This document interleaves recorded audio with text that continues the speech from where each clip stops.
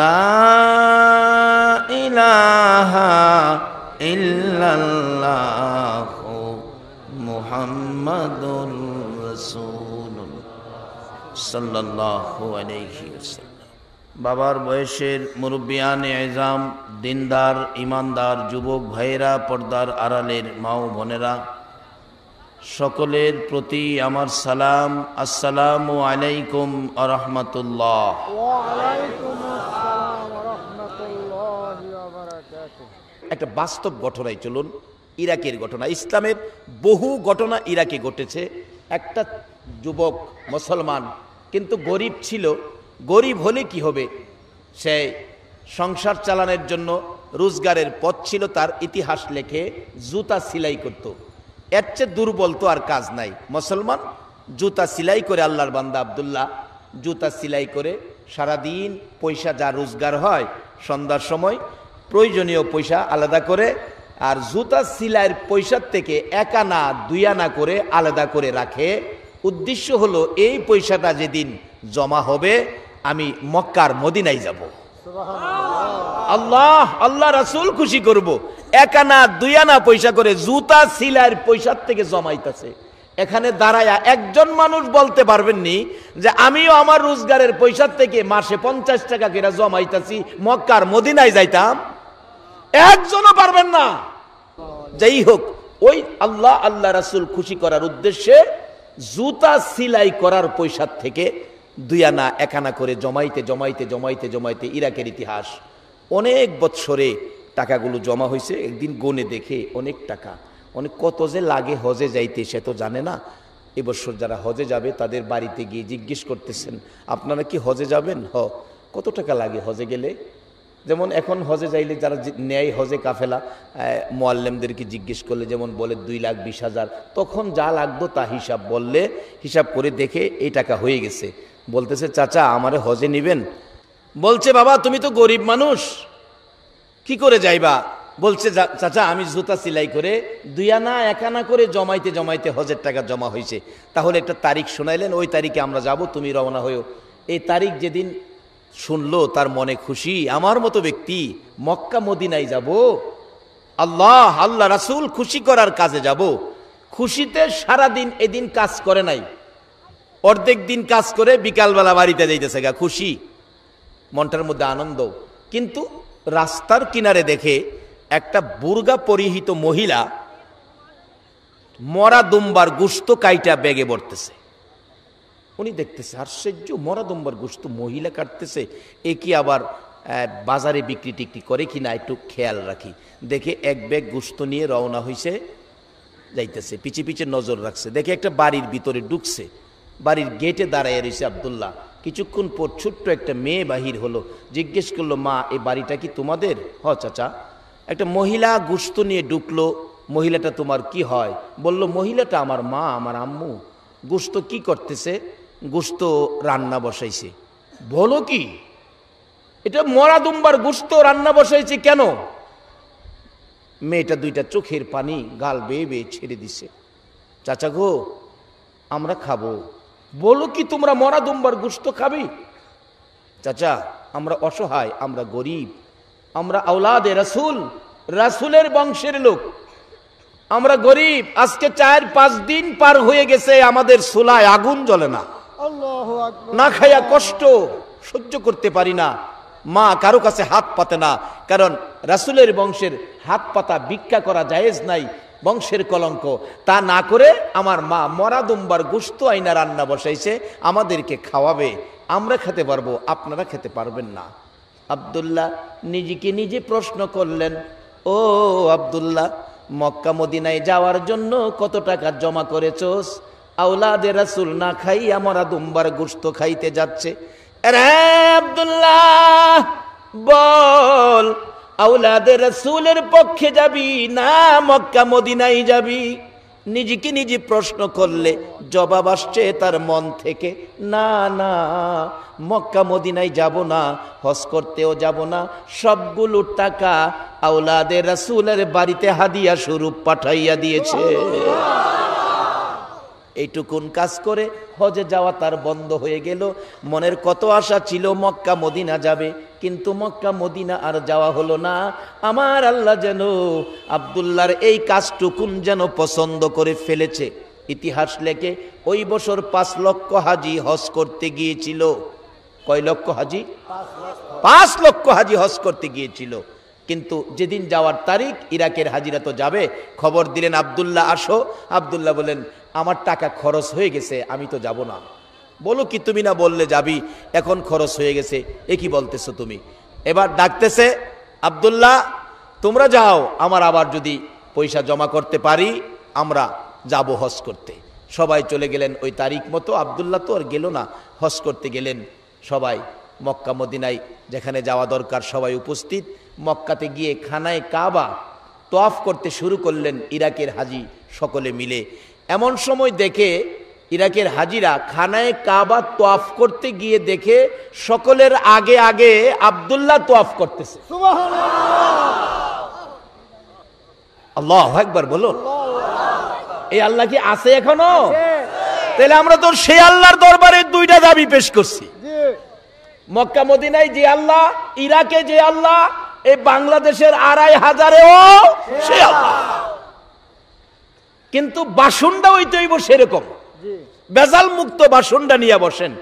বলে হুজুর কিছু বেজাল যা আছে এটাও আজকে পরিষ্কার, নিয়তে বসেন, নিয়তে বসেন।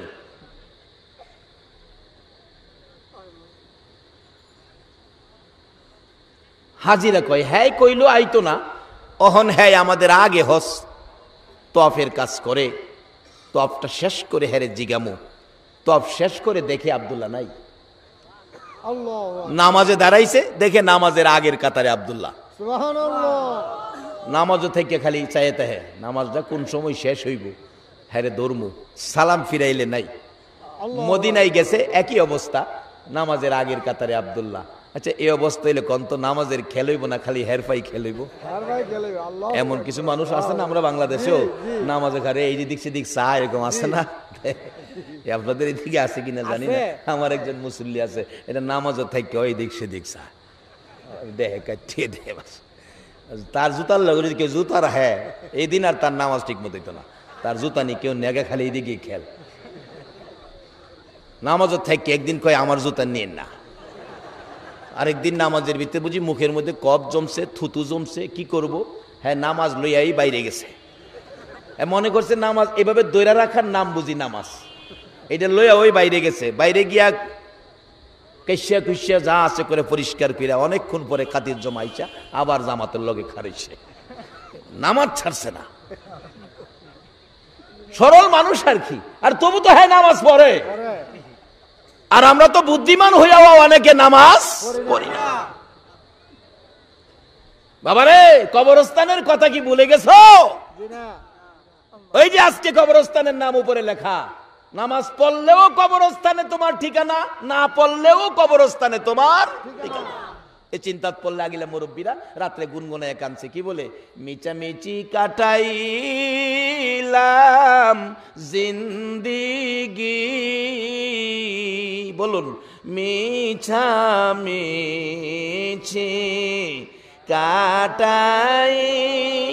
কাটাইলাম জিন্দিগি, চোখে দেখা হারাইলাম বন্দেগি।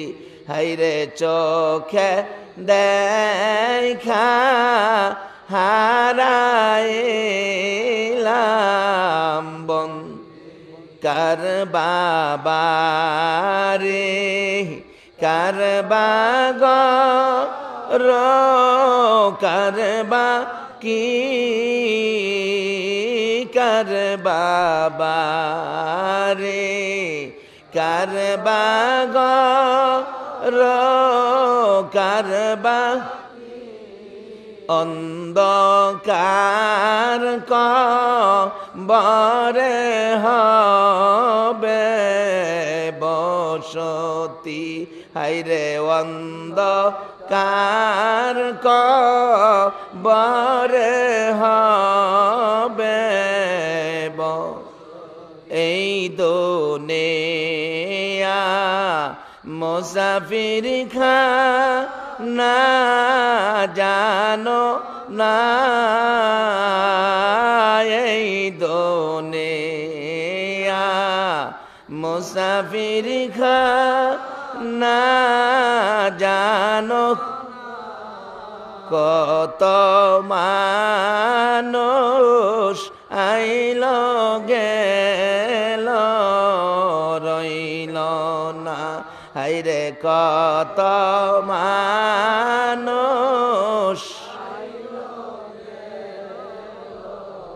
বাবারা আগিলা মুরব্বীরা এই দেশে ঘরবাড়ি কইরাও এই কান্দা কান্ত এ দুনিয়া মুসাফির খানা কত মানুষ আইলো গেল রইল না।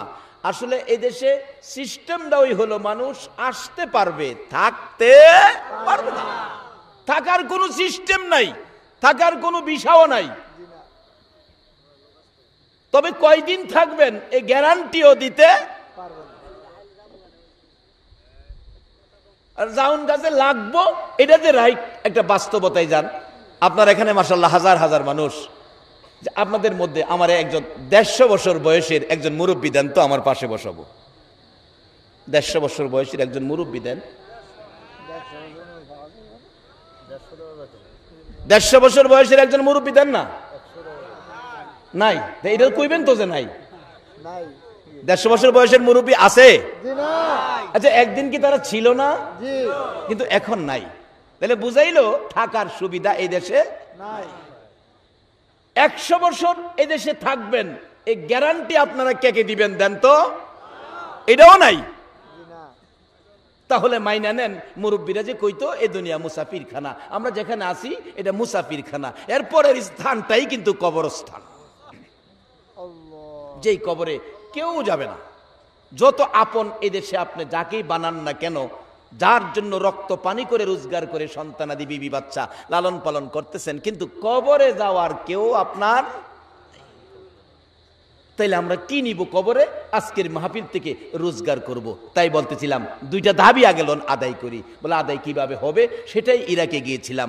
ওই আব্দুল্লাহ নামের ব্যক্তিটা হজ করতে যায় নাই, সবাই দেখে নামাজের আগে সালাম ফিরাইয়া ধরবো, সালাম ফিরাইলে নাই। হজ শেষ করে সবাই বাড়িতে গেলেন, ইরাকের হাজিরা বাড়িতে গিয়ে আব্দুল্লাহর বাড়িতে সবাই গেল। তুই কইস যাইতি না, কিন্তু তরে আমরা সকলের আগে দেখছি, সব কাজে তুই আগে আগে ছিলি, মিথ্যা কথা কইলি? আব্দুল্লাহ হাসে আর বলে, চাচা আমি যাই নাই, আসলে আমি মিথ্যা কথা কই নাই, আমি যাই নাই।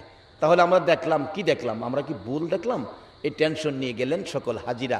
ঘুমাইলে রাত্রে আল্লাহ পাক ফয়সালা দিতেছে, ও হাজিরা তোমরা এই বছর যারা হজ করতে আসছো তোমাদের সংখ্যা ছিল 5 লক্ষ, তোমাদের 5 লক্ষ হাজির হজ একটাও এবছর কবুল হয় নাই। তবে একটা হজ কবুল হয়েছে, সেটা হলো ইরাকের আব্দুল্লাহ। মক্কা মদিনায় না গিয়ে ইরাকে থাইকা যদি হজ কবুল বাড়িতে আনতে পারে, আমরা কি আজকের মাহফিলে দুইটা দাবি আদায় করতে পারবো না? কিন্তু সেই পরিমাণ কিছু কাজ আমাদের হইতে হবে, কিছু কাজ হইতে হবে। আওলাদে রাসূল খুশি করার জন্য মক্কা মদিনা যাওয়ার সব টাকা এখানে দিছে, আল্লাহ খুশি হয়েছে। কাজী এমন কিছু কাজ লন আমরা করি যাতে আল্লাহ খুশি হয়, তাহলেই পাবেন। আল্লাহ বলতেছেন হাজিরা তোমাদের কারো হজ কবুল হয় নাই, শুধু আব্দুল্লাহর হজটা কবুল হয়েছে। আব্দুল্লাহ মক্কা মদিনায় যাওয়ার টাকা আমার রাসূলের আওলাদকে দান করে দিয়েছে, আমি খুশি হলাম। এই মক্কা মদিনায় আসতে পারে নাই তো আমি মক্কা মদিনার হজ প্যাকেট করে তার বাড়িতে পাঠিয়ে দিছি। এই একটা হজ কবুল হয়েছে আব্দুল্লাহর হজ, আর এই হজটা কবুল করতে যাইয়া তোমাদের হজগুলিও আজকে কবুল হয়েছে। বাবারা কবরে যাইতে হবে, সেই কবরটা মৃত্যু যখন হবে তার পরের স্থানটাই হলো কবর। যে কবরে যে যাবেন, কবরের হিসাব কিন্তু কেউ জিগাইছেন না, কেউ জিগান নাই কবরের হিসাব। আজকে ছেলেটা বিদেশ গেলে যে দেশে যাইব, এই দেশে কে কে থাকে? মা যায় একদিন, বাবা যায় একদিন, কাকায় যায় একদিন, দাদি থাকলে দাদি যার একদিন, দাদায় যার একদিন। তোমার ছেলেটা বিদেশ থাকে, আমার নাতিটা সেই দেশে যাইব, কেমন পরিবেশ, কেমন ভালো নি থাকতার বুনি, খাবার দাবার কেমন, আবহাওয়া কেমন, বেতন কেমন, টাকা পয়সা পাঠাইতে পারি কিনা, এরকম কত কিছু খবর নিলেন। অথচ ছেলেটা নাতিটা ফাড়াইলেন, সুবিধা না হইলে 6 মাস পরে আবার আইফোর তারবো, এরপরও এত খোঁজ খবর নিলেন যে এই কবরস্থানে গেলে জীবনে আর আসা যায় না। এই কবরও যাইবার আগে কেউ তো কোনোদিন খোঁজ নিলেন না। রাসূল বলেছে এক একটা কবরে 99টা করে সাপ দেওয়া হবে। নবীর কথা সত্য না মিথ্যা? 99টা সাপ, দুনিয়ার সাধারণ সাপ না। এক একটা সাপ দংশন করলে 70 গজ মাটির নিচে চলে যাবে। অন্য সাপগুলির হাত থাকবে, ইস্পাতের নূক থাকবে, আবার টাইনা উঠাবে। দুনিয়ায় কি শোনো নাই আমার কথা? তুমি ভুলে গেছিলা? আমি তো তোমাকে বলবো না। এভাবে দংশন চলবে। এক একটা সাপ যদি দুনিয়ার উপর মাথা বাহির করে একটু শ্বাস ফালাইতো, সমস্ত পৃথিবীর গাছগাছরা পুড়ে ছাই ছাই হয়ে যাইত। এমন পুরাই পুড়তো, এই জমিনে কিয়ামত পর্যন্ত আর কোনো গাছগাছরা হইতো না। এই মারাত্মক সাপ 99টা কবরে দেওয়া হবে। রাসূল বলছে, বলুন রাসূলের কথা সত্য না মিথ্যা? যদি রাসূলের কথা সত্য মানেন তাহলে আপনি ঈমানদার, না হয় আপনার ঈমান ধ্বংস। বাস্তব ঘটনা। এই কবরে যাবেন, ও যুবক বাবা তুমি সাবধান হও। 91 সনে মাসিক পত্রিকায় খবরটা পেয়েছি। পাকিস্তানের রাওয়ালপিন্ডির পীর দুহা কবরস্থান, একটা যুবকের মৃত্যু হলে কবর কুড়ে লাশ নিয়ে গেছে দাফন করবে, যায় দেখি কবরটা বন্ধ হয়ে গেছে। মাটিয়ে বুঝাইতেছে তোর মতো পাপীকে আমি রাখবো না। ইমাম সাহেব ছিলেন আল্লাহওয়ালা, উনি বললেন বাবা কবর কুড়ো নাই? হুজুর কুরসি তো, কবরটা বন্ধ হয়ে গেছে, আরেকটা কবর কুড়ো। 91 সনের ঘটনা। আরেকটা কবর কুড়া হলো। কবরটা করার পর হাজার হাজার মানুষের সামনে কবরটা আবারও বন্ধ হয়ে গেছে। ইমাম সাহেব বলেন আরেকটা কবর করো, 3টা পর্যন্ত দেখি। 3 নাম্বার কবরটা আর বন্ধ হলো না। বলছে 2 জন লোক কবরে নামো। নামলেন, লাশটা দাও তাদের হাতে। দিবার আগেই কবর থেকে 2 জন লোক কাঁপতেছে আর ডাকতেছে, হুজুর লাশ দিবার আগে আপনি একটু দেখে যান কবরের অবস্থা কি। আল্লাহওয়ালা বলেন, আল্লাহর ওলি বলেন, আমি কবরের পাশে যাইয়া দেখি 2-2.5 হাত লম্বা কালো রঙের বিচ্ছু, মানুষের চোখের চেয়ে বড় বড় চোখ, কবরটা ভরে গেছে। এই কবরে আমাদের প্রত্যেকের যাওয়া হবে কিনা বলুন? তবে আমরা যাব এটা তো কিছু পিছনে আছে, যারা গেছে তাদের খবর নেওয়া দরকার আছে কিনা? এর মধ্যে যাদের খবর নেওয়ার জন্য, যাদের পক্ষে এখান থেকে শান্তির ফায়সালা চাওয়ার জন্য আল্লাহ নিজে কোরআন শরীফে নির্দেশ করেছে, এই কাজগুলি আমাদের করা দরকার না? কোরআন শরীফে নির্দেশ করেছে তাদের জন্য দোয়া করা। সেই ব্যক্তিরা কারা? রব্বির হামহুমা কামা রব্বায়ানি সগীর। বলুন না, রব্বির হামহুমা কামা রব্বায়ানি। যে মা 2টা বাজে বাড়িতে গেল, যাইয়া দেখতেন দরজাটা খুইলা দাঁড়াইয়া রইছে। যেই বাবা সন্তান বাড়িতে না আসলে রাত্র 10টায় বাস স্ট্যান্ড হারিকেন লইয়া দাঁড়াইয়া থাকতো। একটা বাস যদি স্ট্যান্ডে লাগতো, বাবা দৌড়াইয়া এতের মতো বাসের দরজার কিনায় দাঁড়াইয়া থাকতো। কত মানুষ নামলো, আদুরের সন্তান নামলো না, বাবা কানতে কানতে বাড়িতে যাইয়া পৌঁছছে। এই দরুদি মা বাবা যার কবরে আমার আল্লাহ যদি তাদের জন্য দোয়া করতে শিক্ষা দিতে পারে, বলুন এই কাজগুলি করা আমাদের দরকার আছে কিনা? বাবারা এটাও তো আমরা করি না, এটাও তো করি না। অথচ মা বাবা কবর থেকে ডাকতেছে, তু তাওয়াঙ্গার গারসুদি আজ মালে মা, তু তাওয়াঙ্গার গারসুদি আজ মালে মা, তু চেরাগা ফেল সুদি আজ হালে মা। বাবারে আমার সয় সম্পত্তি, আমার বাড়ি, আমার জায়গা, আমার দোকানপাট, আমার মার্কেট পাইয়া তুই আজকে মার্কেটওয়ালা সম্পদওয়ালা হইছস, কিন্তু আমরা যে 2 জন কবরে ফেরা রইলাম, আমরার ব্যাপারে তুমি এত গাফেল কেন? আমরার ব্যাপারে কিতাবে পাইছে একটা ঘটনা, একটা বাবার কবরের পাশে দিয়া সন্তান হাইটা যাইতেছে, বাবার জন্য কিছু দোয়ার খায়ের করলো না, কিছুই করলো না, শুধু হাইটা যাইতেছে। আর বাবা কিছুক্ষণ যাওয়ার পরে বাবা কবর থেকে ডাকতেছে, ও আদরের সন্তান, ও নিষ্ঠুর সন্তান। ছেলেটা পিছনে চাইছে, এদিকে আয়, আওয়াজ হইতেছে, কেমনে রে আমার কবরের পাশটা চলে গেলে, আমার লাগে একটু দোয়া করলে না? আজকে তুই যদি কবরও থাকতে, আমি বাবা কি কবরও না কান্দা যাইতে পারতাম নি? বলুন সন্তানের কবরের পাশে মা বাবা গেলে না কাইন্দা পারতো, কিন্তু তুই তো আমার কবরের পাশে দিয়ে গেলে কিছু কইলি না। অথচ আল্লাহ নিজে দোয়া শিখাইয়া দিছে মা বাবার উদ্দেশ্যে, রব্বির হামহুমা কামা রাব্বায়ানি। বলতেছিলাম যেই কবরস্থানে বিচ্ছু কবর ভরে গেছে, আল্লাহর ওলি বলেন এই কবরেই লাশটা দিতে হবে। ও বাবা যুবক, তোমরা সাবধান হও। দেখো বাস্তব দেখাইতেছেন আল্লাহ, কবরে লাশটা শোয়ানের সাথে সাথে বিচ্ছুগুলো কাফনের কাপড়ের উপরে দিয়েই কামড়াইয়া হাড্ডিগুলো জোড়া জোড়া খুলতেছে। এই বিপদের ঘর আমাদের প্রত্যেকের সামনে আছে কিনা? ওই ঘরে যাওয়ার আগে আমরা নবীর কথা মাইন্না কিছু আমল করি, আর সাথে সাথে কবরে যারা আছে তাদেরকেও বিপদ থেকে বাঁচাই আল্লাহর দেওয়া কৌশলে। মা বাবার জন্য দোয়া আল্লাহ পাক নিজে শিক্ষা দিছে, এই মা বাবার জন্য দোয়া করতে আপনারা রাজি আছেন কিনা? বাবারা, মা বাবার উদ্দেশ্যে কিছু কইরেন, মাঝে মাঝে কিছু করলে কি হয়। এক আল্লাহর অলির জীবনীতে দেখি, আল্লাহর অলি কবরের পাশে দিয়ে হাইটা যাইতেছে, কবরস্থানের পাশে রাস্তা, এরকম রাস্তা কবরস্থানের পাশে দিয়ে আসে না। আল্লাহর অলি অন্তরের চক্ষু খোলা, কাশপোয়ালা অলি, হক্কানি অলি, বন্ডাবন্ডি না। অনকিলাম বন্ডাবন্ডিও আছে, বন্ডাবন্ডি না, হক্কানি অলি। আল্লাহর বন্ধু রাস্তা দিয়ে যাচ্ছে, দেখে একটা কবরের ভিতরে অন্তরের চোখে দেখে ভীষণ আযাব। লোকটা গলাকাটা মুরগির মতো চিল্লাইতেছে, ছটফট করতেছে।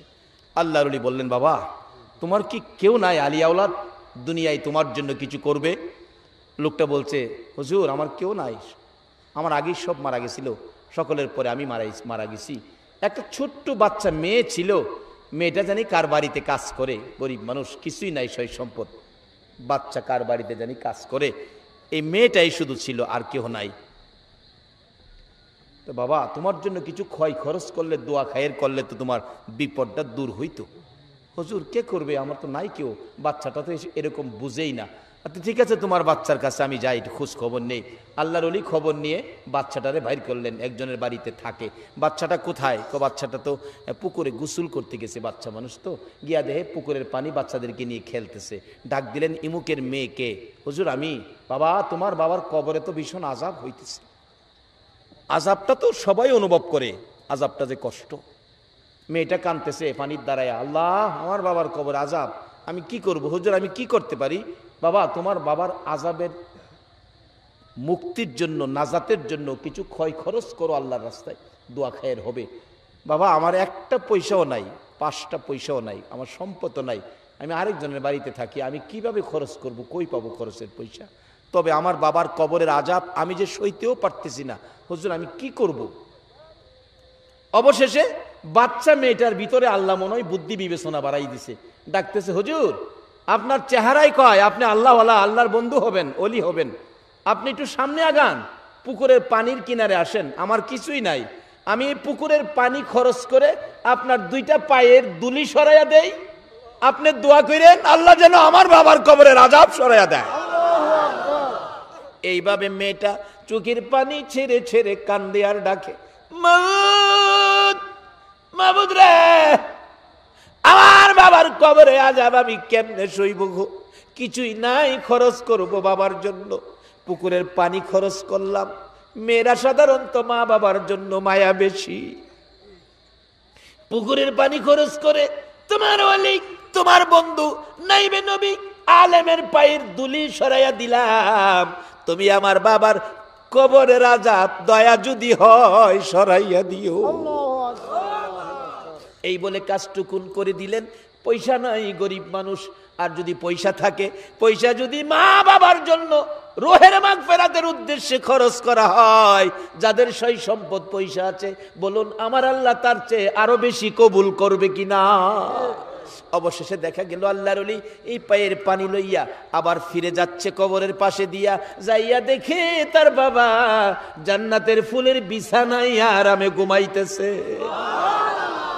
ডাক দিলেন, আল্লাহর ওলিরা রুহের সাথে কথা বলতে পারে, হ্যাঁ বাবা ওঠো, কি ব্যাপার, কিছুক্ষণ আগে তোমার আযাব ছিল, এখন তুমি জান্নাতের বিছানা। ওই লোক মুস্কি হাসি দিয়ে বলছে, হুজুর আপনি যখন আমার মেয়েটাকে তালাশ করে আমার দুঃখের কথা বলছেন, আর আমার মেয়েটা আমার কবরের আযাব সরানোর জন্য আপনার পায়ের দুলি ফানি খরচ করে সরাইছে, এর বরকতে আল্লাহ আমার কবরের আযাব পরিষ্কার করে দিয়েছে। এই কবরে আমাদের অনেকের ময় মুরব্বী, বাপ চাচা বাপ দাদা আছে কিনা বলেন? অনেকের বংশধর কবরে চলে গেছে, আর আমরা দুনিয়াতে আছি। আমরা দুনিয়ার থেকে রাসূলের কথা মাইনা আমরা পরিষ্কার হব। যারা কবরে গেছে তাদের জন্য আমরা দোয়া করব। দোয়া কার জন্য, কি দোয়া করবেন, এই সব কিছু শিখাইছে আল্লাহ। কিন্তু এখন তো আমরা এগুলি করতে রাজি না, কবরের চিন্তা করতেও রাজি না, কবরে যে মা বাবা হইরা রয়েছে তাদের খবর নিতেও রাজি না। অথচ মা বাবা রুহানিভাবে ধিক্কার দিতেছে। এই মা বাবার রুহানির ধিক্কারগুলো আইসা সন্তানের উপর বিপদ হয়। কি ধিক্কার দিতেছে? পুত্রে, তুমি যখন ঢাকা পড়তা, 1 মাস পরে বাড়িতে আইতা, 1 মাসের পরে যদি 2টা দিন বেশি হইতো, আমি মা 2টা দিন ওই রাত্রে ঘুমাইছি না। আমার ছেলে কেন আইলো না? 3 দিনের দিন তোর বাপেরও শান্তি দিছি না, 2-4টা ভিডা বানাইয়া তোর বাপের ঢাকা ফাটাই দিছি, তোর খবর লইতো। ঢাকা ফাটাইয়া তোর খবর আনছি না, হয় আমি মা 3 রাত চোখের পানি বালিশ বিচ্ছে, আমার ঘুম হইছে না। কিন্তু আমরা যে বছরের পর বছর কবর পেরা রইলাম, আমরার খবরটা তো তুই একদিন দিলে না। এ মা বাবার খবর নেওয়া দরকার আছে নিও। কোন মা? আজকে তো সে মারে আমরা চিনি না। বাবারা, একটা বাস্তব ঘটনা বলি, এটা কোরআন হাদিস না, আবার সহালুইটা আমার বিরুদ্ধে আন্দোলন করেন না। মৌলবী কইতে কই গেল, এটা কোরআন হাদিসও আছে, এমন কই না আছে আমি জানি, তবে কই না আমি আগে ফাইসালা করে লইছি, কোরআন হাদিস না। আপনারা হাজার হাজার মানুষ সাক্ষী, আমি আগে ফাইসালা করে লইছি। এরপরে যেটা কইব মনে করবেন হেলা বেজাল। এটা বাস্তবতার থেকে বলছি, কোরআন হাদিস না। এক বেচারা ধনী মানুষ, ছেলেরা বড় বড় অফিসার, মার্শাল্লাহ ঢাকায় থাকে, চাকরি বাকরি কইরা এমনে হেমনে আছে না। এক বেচার এক ফুলা 7,000 টাকা মাসে বেতন পায়, 12,000 টাকা বাসা ভাড়া দেয়। বাবাই গ্রামের বাড়িতে সরল মানুষ তো, বইয়া গপ্প করে